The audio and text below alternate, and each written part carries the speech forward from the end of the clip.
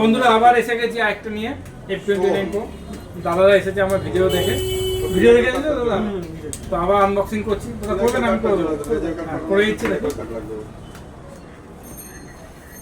হ্যাঁ, লেজেন্ড পাঠিয়েছিলাম, কালকে দেখতে হবে, কল করতে হবে।